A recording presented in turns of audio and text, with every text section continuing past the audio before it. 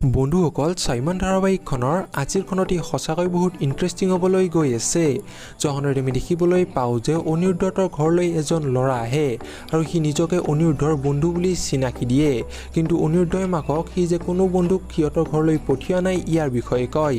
এতিয়া স্বাভিমান ধাৰাবাহিকখনৰ আজিৰ খনটিত আমি দেখিবলৈ পাম মাকে ল'ৰাজনক কথা সুধিব আহিব যদিও ল'ৰাজনক ঘৰত নেদেখিব আৰু ল'ৰাজনে আহৰিক সিহঁতৰ ঘৰৰ পৰা অপহৰণ কৰি নিব আৰু এই কথাটো গম পোৱাৰ পাছত অনিৰুদ্ধ ততাতয়াকৈ আৰক্ষীৰ ওচৰ চাপিব। এতিয়া বাৰু ল'ৰাজনে বাৰু আহৰিক কিয় অপহৰণ কৰিলে আৰু ইয়াৰ পাছত বাৰু কোন জড়িত হৈ আছে জানিবলৈ পাব আপোনালোকে স্বাভিমান ধাৰাবাহিকখনৰ আজিৰ খনটিত। এইফালে স্বাভিমান ধাৰাবাহিকখনৰ আজিৰ খনটিত আমি দেখিবলৈ পাম দেৱ আৰু ৰিমলিয়ে আহৰিক যে ঘৰৰ পৰা অপহৰণ কৰি লৈ গৈছে ইয়াৰ বিষয়ে গম পাব আৰু সিহঁত অনিৰুদ্ধৰ ঘৰলৈ আহিব। এতিয়া বাৰু সকলোৱে মিলি আহৰিক বিচাৰি উলিয়াবলৈ সক্ষম হ'বনে বাৰু?